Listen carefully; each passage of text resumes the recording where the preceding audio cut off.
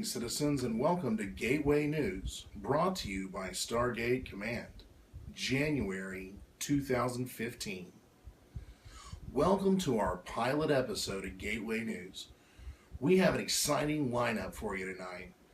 To start off, I'm going to tell you a little bit about what Gateway News is and what our plans are for the program. Then, we're going to go to an interview with Benedict, our organization's Navy Admiral. After that, we've got a short piece that was put together for us by another community member about a somewhat controversial subject having to do with some of the changes on the Hornet and Arena Commander. Lastly, I just went to PAX South to visit the 2015 Town Hall meeting hosted by Chris Roberts.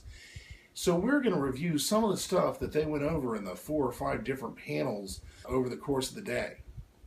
But first off, let's go back and talk a little bit about what Gateway News is. This is a program that the leadership at Stargate Command has been wanting to put together for a while. We want to have something that we have put together for you, as well as prospective members that want to join the group, to let you know kind of what our plans are for the organization, what upcoming news and changes are within Star Citizen, which 2015 is going to pan out to be a very exciting year, it looks like. Also, we're going to bring in high council members and do interviews and panels and all sorts of other reports. Basically, any ideas that the community has, they're welcome to submit to us as well. This is really something that we're making for you, but you can definitely be a part of. So let's go ahead and get started by cutting over to the interview between myself and Benedict that happened earlier this evening. Hey guys, welcome back. This is Ardbeg here, and I'm with Benedict, one of our High Council members. Benedict, thanks for joining us today. No problem. Thanks for an interview. Awesome, man. Well, hey, let's get into it. I want to keep it short because, of course, we want to keep everyone engaged. So, as you guys know, Benedict is on the High Council. He's actually the Admiral of the Fleet. So we're going to talk about that a little bit. But first off, Benedict, how long have you been following Star Citizen? How long have you been a member on the RSI website? Hard question. I would say now minimum 2 years. 2 years in Star Citizen and maybe a half year just followed Star Citizen before I bought it. And in the SGC, I would have to look on my profile. I can't really say it, but it was not that far away from that I bought my freelancer package there. Awesome. So you just answered my next question, which is always, what are you flying? What was your first pledge ship? And, what's your gameplay style? How do you see yourself playing the game? Yeah, for sure, military, as you can probably think, because, Navy. I will just be very militaristic and have way too much weapons on my ships. So, take care. Don't be a pirate. You just gave me this mental image of like a freelancer that just had a ton of guns strapped to the top of it. You got it. Awesome. So, yeah, obviously lots of combat. And I think that's something that a lot of people are really looking forward to is obviously the combat in the game. And having a good, strong pilot lead our Navy, I think, is going to be, a big bonus. What about capital ships? I know we have a couple Idrises in the fleet. Are you planning on doing some capital ship command too, or is someone else kind of taking the lead on that? I will sure fly my own Retaliator, but in the capital ships, maybe one of the Idrises, our leader, Ethan Hunt, has one, and I think he gives it to the fleet. And maybe I'll get to fly it, I hope it. Would be awesome. And yeah, looking forward to that. Yeah, that would be awesome to be sitting in the either the pilot seat or the command seat on one of those. That would be fun. So you mentioned earlier that you joined Stargate Command shortly after kind of becoming an RSI community member. How did you find Stargate and what kind of drew you to the organization? Oh, yeah, that's a funny story. At the beginning, why my name was not actually Benedict, it was General Jack O'Neill, like the other Jack in our SGC here organization, and we just met up in the RSI chat, and he joked around with me about the name, and yeah, both Stargate fans for sure, and so he has shown me this organization and said, "Why don't you want to join here?" And at this moment, I was part of Sun. It's also a big organization, but they really never did something to me, never have written to me or something. So I left them, never officially, but maybe I'm a spy. So I joined that one, and since then I'm really encouraged here and can't get enough of it. It's really a very nice organization. Yeah, it's one thing I've noticed since joining is, I was actually a member of a larger organization before coming over, and they're a great group of guys, and the leadership over there is awesome. But this is a little bit of a smaller group, but it's not too small. We have over 100 members now, so it's nice. And the people that are active, the people that want to do stuff, even though the game's not out yet, there's plenty to do. Hint, hint, with the Gateway News. Anyone else who wants to come on and start working, just let me know. But yeah, there's plenty to do over here, and this is a great group too. So we love having everyone. Which leads me to another question. You're in charge of the Navy, so I'm sure lots of people when they come in, they want to be pilots. They want to be part of the Navy.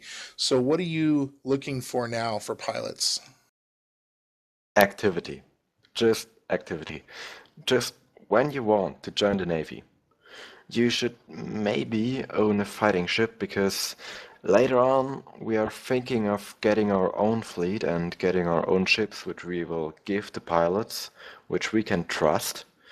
And at this point, maybe you don't need a own ship that can fly and fire, but till then you should maybe have a ship that can fight. Aurora would maybe not be the best, but even Aurora can get into the fight. But the best thing is really be active, and you'll get a good position. Yeah, absolutely. And with the Mustang, that's a new entry level ship. That Mustang, it makes a pretty good little interceptor fighter ship. It looks pretty agile, pretty quick. So it's not like you have to pledge, hundreds of dollars to be a good pilot and to play the game and enjoy even Arena Commander now. So, anyways, man, I want to go ahead and start wrapping things up. It was a pleasure speaking with you today. Thank you so much for kind of jumping in here and being our guinea pig, taking the first interview for the pilot episode. We really appreciate it. All right, man. No problem of my side, and I just want to say one more thing. To every German or German-speaking person here, you can just write a comment. Schreibt einfach einen Kommentar unter das Video und ja, wenn ihr Lust habt, fragt mich irgendwas, ich kann euch gut antworten. So, yeah. Awesome, Have a nice man. Well, time. hey, cool deal, man. Well, we'll see you in the verse. See you in the verse. Hello everyone, my name is Fiancord. I'll be discussing the changes to the Hornet for the 1.0 update and any information or changes that have been taking place since then, including updates from the developers and upcoming patches. So for the 1.0 update to Arena Commander, the Hornet had some pretty interesting balancing changes. Since this update is what released all the variants to the public, there are a few bugs that we have encountered that will be repaired for the 1.0.1 update coming in the next few weeks, including the widely known front landing gear being absent from the ship itself, causing people to be unable to land their ship in free flight mode and Vandal Swarm, as well as the second missile bay being non-functional. This will be added back onto the ship with the next update. However, there is one change made to the Hornet that has a lot of the community up in a buzz asking questions. It's been listed in the patch notes that the neutron cannons, including their nose hardpoints, have been removed from all F-7C variants. This does not include the F-7A variant, which is the military version. It still has the nose hardpoints. Over the course of the last month, we have received very little information as to why it was removed. Many believed it to be balancing due to the missile problem that we've had with 1.0. However, many still believe it was removed to the error many experienced with the trainer Hornet, in which the nose hardpoints were not integrated into the power grid. Therefore, it did not recharge the weapons that were being fired. In the patch notes, it says, just like every other ship, that all ships are subject to change for balancing reasons in Arena Commander. However, many of us were hoping we could get more information from the developers as to why the change was made. Close to a month after the 1.0 update, the crew from Around the Verse mentioned the nose hardpoints in an episode of Reverse the Verse, which is a 1-hour kind of video that they record for their Twitch page. Not much was said, but it has been confirmed that the nose hardpoints were removed, and it is not a bug like the missile bay, the second missile bay. During Reverse the Verse, one of the developers said, "We are going to leave that up to the balance guys. It's intentional right now, but they may come and go as we further balance the game." The community appears to have eased themselves after this comment, because many, if not all, of the threads related to this topic were doused, and everybody moved on to talk about the upcoming Mustang test drive. At the same time, it appears the specs page for the Hornets have updated their specifications. Now, I personally believe that the nose hardpoints should be brought back. They are the only locked hardpoints on the Hornet, and I believe it provides a bit of an increase in skill, and as a result, the fun that can be had with the Hornet. A lot of people believe that the 6 guns is more than enough and that they should stay off. However, I believe that the canard should be removed instead of the nose guns. I believe it's a much fairer trade. If not, then I hope Chris Roberts and his team could somehow create some sort of fixed canard mount for those of us that do like having locked nose weapons, or perhaps the option to lock any single set of gimbaled weapons on our ships. I definitely think that this would be a much better idea, and it would be much more interesting. It would definitely create a much more customizable environment for players to tune to their play style. What do you guys think? Should we get the nose back? Should we trade it? Should we have some form of trade for the canard, or should we keep it off entirely? That's all the time I have. Back to you, Ardbeg. Hey guys, Ardbeg here, reporting to you live from the Star Citizen Town Hall at PAX South. Sitting in the back of a deli around the corner from the event. Doors open in about 15-20 minutes. The intention is I'm going to take notes during each panel, and then I'll record a short video, assuming I can find a quiet spot to do that, kind of letting y'all know what each panel was about. Starting at 2 to 3, there's a panel on the path you choose, kind of about your character and what your character can do in the verse. Panel 2 is a living, breathing world. Panel 3, getting social. There's a 5 to 6 panel, game ideas forum. That would be kind of interesting. And the team meet and greet from 6:30 to 8 p.m. 8 to 9 is a presentation with Chris Roberts. Maybe we can get a picture or get to meet Chris Roberts. And 9 to 11, Citizen Mix and Mingle. So if I'm here that late, you guys can count on seeing some more inebriated posts. All right, until I check back in with you guys here in about an hour or two. Hey guys, first panel's over. I actually did find a quiet corner here where I could report into y'all. First panel was about character customization. Really cool. They discussed everything from adding and layering clothing, which we will be able to do. You're going to start the game in what's called a sim pod in your hangar. They're going to be adding an elevator to the hangars, which will take you up to the landing zone. The landing zones are going to have a number of different stores and things that you can go into. There'll be clothing shops, ship stores, things like that. A variety of anything from large chains to small mom and pop shops. Also, Chris said something interesting about demoing the PlanetSide module at South by Southwest and releasing it right after.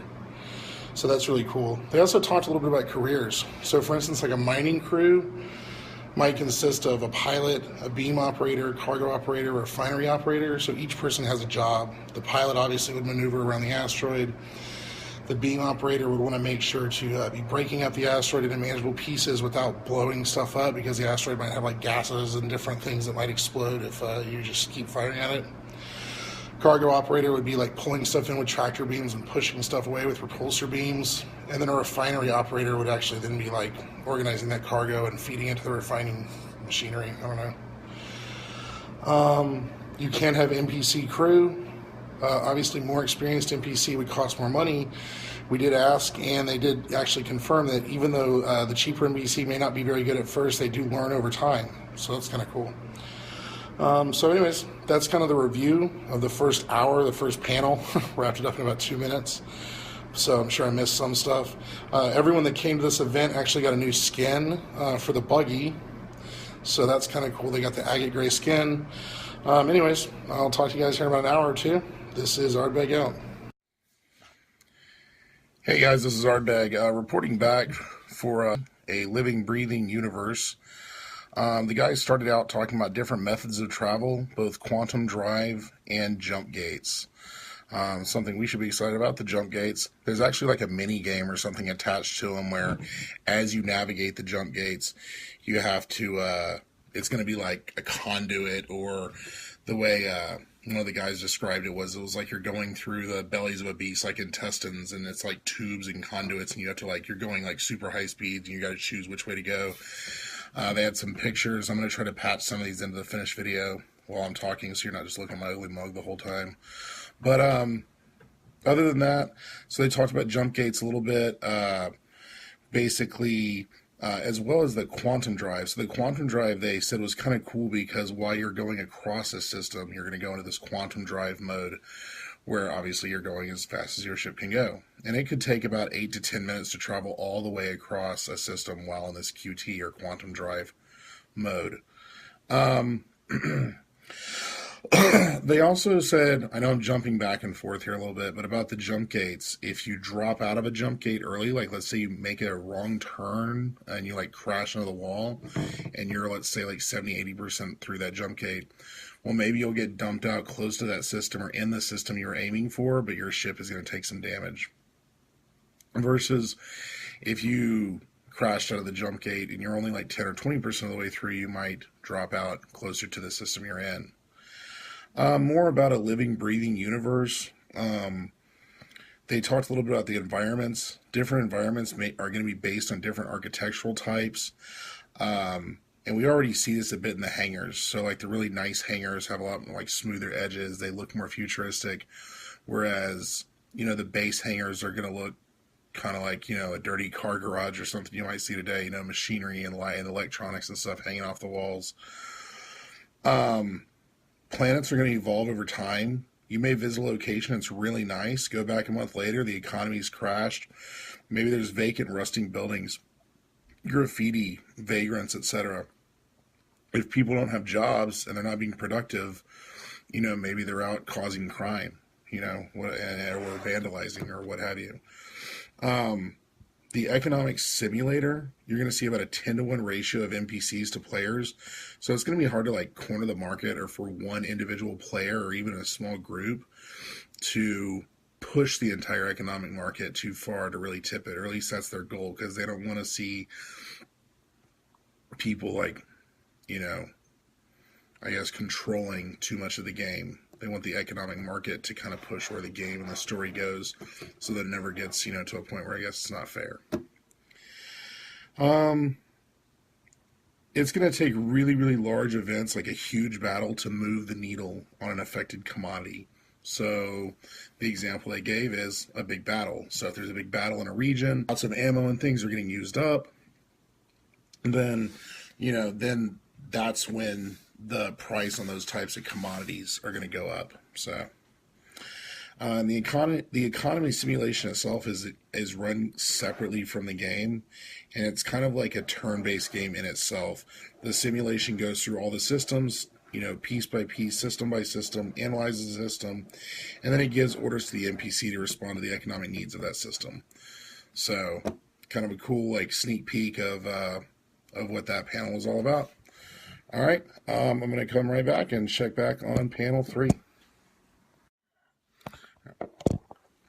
All right, guys, it's Art back again here, panel 3. As you can see, I pretty much just hit stop and hit start again from panel 2.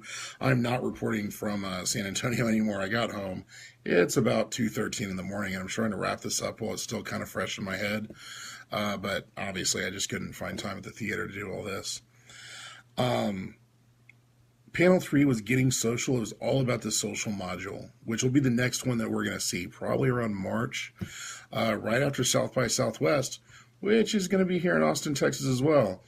Maybe I looked into volunteering for some of that stuff, so maybe I can get hands-on and be there for some of that again and share that with y'all, because, that's the whole reason I would do this, is so I could share it with you. No the personal reasons at all. But anyways, the social module release, again, it's planned for March, April. The multiplayer hangar is going to come really soon, so you're going to see that. Basically, you'll be able to invite, your friends will be able to invite each other to our hangars, check out your ships, check out your decorations. For those of you that have golden tickets, you can show people your golden ticket, be like, haha, look what I have and you don't. But this is kind of cool because the hangars are going to be a client-based instance, whereas they're going to add an elevator that'll take you up to like the landing zone, the city that your hangar is based out of. And that hangar or that part is not going to be client-based. That's where you're actually going to be on the game servers. So from that point, you'll be walking around a little like section of the city, the landing area. One of the cool things too with the new social module is we're going to get a more developed friend system where we can invite other people to be our friends. The friend system is going to be cool because you're going to be able to, I guess, see where your friends are, even if they're all the way across the universe. Now, they are going to have systems in place so that we're not going to be able to, work the system or, trade with our friends or transfer goods or services. If you need it, you can, communicate with someone via in-game chat. But if you're actually going to, transfer goods or something, you're going to have to, meet up with that person and transfer the goods. They went on to talk about 3 of the milestones for the persistent universe that we can expect to see this year. The first one, of course, is the social module we just talked about. So we're going to see some landing zones and environments, shops, etc. Then the next milestone that they're hoping, I think a couple months after that, we're actually going to be able to buy and sell some of the stuff that we're going to be window shopping, looking in the shops. We'll be able to buy and sell some of the stuff we see there in the shops. And in that second milestone, possibly use quantum drive.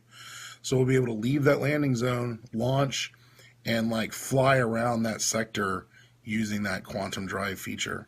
The third milestone is going to be a fully functioning version of the persistent universe, and that's by the end of 2015. So they're saying maybe 4 to up to maybe 9 systems that are fully functioning. The finished game is supposed to have over 100 systems, but hey man, 4 to 9 systems, and it takes me going full speed 8 to 10 minutes to go from end to end of those systems. That's some good progress. That's awesome. Terra Prime is supposed to be one of those systems, and Terra Prime is like the heart of the Empire. It's the biggest, the baddest, the largest trading hub in the universe. There's a huge building in the middle of Terra Prime called Terra Tower, and it's supposed to be 3 kilometers high. It's supposed to be gorgeous. It's like the monument of what the Empire is all about. So that's going to be really, really cool to see early on. So that's actually intended to release, I think, with the initial release is what they were saying. And then also in Terra, because that's a bigger environment, you're not just going to have the landing zone. You might have the Terra landing zone, then have, the Terra blocks, which are kind of like the wrong side of the track, like a worse neighborhood. The space docks, which again, that's like the landing zone. And then the Terra Tower, which is going to be like a high-end shopping area. Like if you've ever been to Michigan Avenue area in Chicago, or the Domain down here in Austin, Texas, which doesn't compare to Michigan Avenue, or maybe Fifth Avenue in New York, something like that. Anyways, after that, they took some questions from the audience, so we did a little Q&A. Inventory system, that's going to happen. They did say, if your character's killed, there is going to be some loot. But, yeah, so that's that for panel 3. Chris did say something about a companion app for reviewing mission boards, inventory management. It was right around the end of that segment. Honestly, I was kind of doing something else, zoning out, but then it caught my attention. He said something about a companion app for the iPad. that was really cool. Wish I had more. Keep our ears open for that. That would be interesting. All right, our back out. Be right back with panel 4. All right, guys, panel 4 was the Game Ideas Forum. Okay, basically what we did was, or what they did was, they just took ideas from the audience. They had the folks in the audience stand up and give them a pitch of what they thought a good idea for the game would be, and the rest of the audience kind of cheered them on or booed them. And, as well as the developers, they answered their questions. A lot of the ideas were actually things that were in development, which was really cool. It was things they had already had planned. I went up there and gave one myself. We'll get to that one. But the first one, a guy got up and talked about the death of a spaceman, how, at certain times your character will die and he will not be, he won't respawn. That'll be that many deaths and he's done. But you're going to have like a benefactor for that person. So this guy's idea was that, that benefactor, if that's that person's son or what have you, maybe there's like a picture of his dad that he can hang in his hangar or on his or like put on his ship, or mom or whatever. But the developers actually seemed to like this. They thought it was a cool idea. It went right along with it. It fit right into the lore, and it gave your character more backstory. So it was kind of cool. Everyone seemed to like that idea, and they were like, oh, cool, we'll take note of that. That's something cool to remember. Next guy was, he basically asked if there were going to be player colonies, and it seemed like the short answer is, yeah, probably so, at some point. The third one was actually mine. I wanted to know, because for people that have multiple accounts, they're going to have multiple characters or tunes. So if I have, let's say I bought 2 packages, so I effectively have 2 people. If I get on to character 1 and I build him up to be a pilot, and I get on character 2 and I usually use him as a Marine, let's call player 1 Han Solo and player 2 Chewbacca. When I'm playing Han Solo, can Chewbacca be my NPC crewman, and vice versa? When I'm playing Chewbacca, can Han Solo be my NPC crewman? Again, the answer to that seemed to be yes. If you've ever watched any interview with Chris Roberts and those other guys, they get really techie and they give kind of long answers, and everything at this point is kind of like in development, so it's subject to change. But yeah, it seems like that's also something that if you have multiple game packages, multiple characters, you're going to be able to play those characters, and when you're not playing that character, you're playing an alternate, then your other character could be like one of your NPC crewmen. So that's like really cool to me, because I can actually build up my own crewman. And I'm sure that's going to be exciting to anyone else who wants to do that. Auction houses, crafting, scales of imperfection when crafting. They're not talking about crafting a whole lot. That was the next question, was about crafting, obviously. They're not talking about a whole lot because they're not quite there in the development stages. But, so yeah, that's pretty much the answer we got on the crafting question.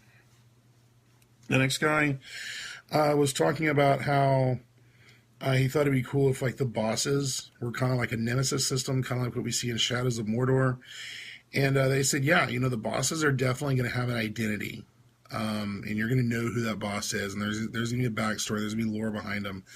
And it's not just going to be like, oh, that's the boss. Let's kill the boss. And it's a big, crazy battle. It's going to be a little bit more to it than that. A little bit more personal than that. The next person asked if there were going to be huge NPC wars. Or he thought it'd be cool if there were big NPC wars. And that was planned. Next guy talked about alien fauna. How it'd be cool if, like, alien fauna really affected the gameplay of the game. Maybe you land on one world and everyone has to, kind of like that movie Pitch Black, everyone has to retreat back into their houses at night because if you're outside, the plants will eat you alive. I don't know. Of course, alien fauna is in the works. Once they get past the point that where they're actually going to like leave the landing areas and actually be able to explore a planet, yes, you can collect plants. Yes, you can collect fish. Yes, you'll be able to, like, they want you to be able to, like, take this stuff back and study it because, there's going to be scientists. That's going to be, like, a part of the game, too. The next question that someone brought up was different racing cups for different tiered ships. This was actually a pretty well-received idea, too. It seemed kind of cool because right now there's the Murray Cup, which, if you can spring for M50, that's awesome. But what if you're flying a bigger ship? What about, if you're an economy, or like they were talking about, they already released a story about the Cargo Olympics. So yeah, like different cups, different awards for racing, more, so maybe there'll be a cup for just Aurora pilots and one for just Origin pilots or what have you. So the last question had to do with if there are alien currencies, how would they be regulated? What would the conversion rate be? If someone is a criminal in the UEE, maybe, they would have to like convert their currency to a different currency, something like Bitcoin or something. Because, it's the UEE credit is an electronic currency, and if you're a criminal, then you might have to, you can't just like walk into a convenience store with a credit card. They're gonna be like, hey, that guy's a terrorist. He blows stuff up. He's a pirate. But yeah, basically like everything else in the game, they said basically it's going to have a floating conversion rate. If one currency gets too strong, they'll do something in the economy to bring it back down to par. And then as far as like criminals and things, we never really got a straight answer on like how the criminals are going to be regulated when it comes to money, because, the game obviously is balancing a game and realism. But, like one guy brought out, it's like, come on, if we were really talking about realistic, futuristic battles, most of them would probably be fought from like a bunker somewhere, and everything would be like, guided missiles. So, anyways, that's it for me. There's one more after this. It's a presentation with Chris Roberts. That presentation was basically, they just went through a long slideshow. I'm actually going to go ahead and finish up now because that presentation was just a long slideshow.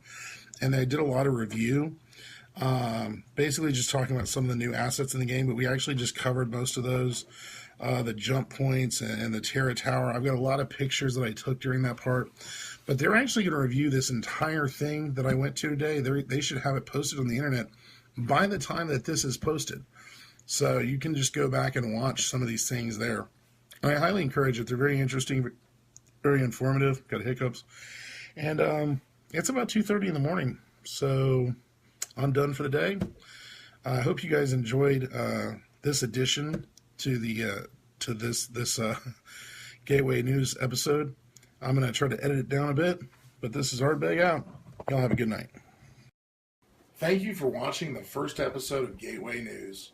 We really appreciate the time you've taken to review all the material we put together for you, and we hope you enjoyed watching it as much as we enjoyed making it. We look forward to seeing you next time. Until then, good morning, good afternoon, good evening, and good night. This is Ardbeg, and we'll see you in the verse.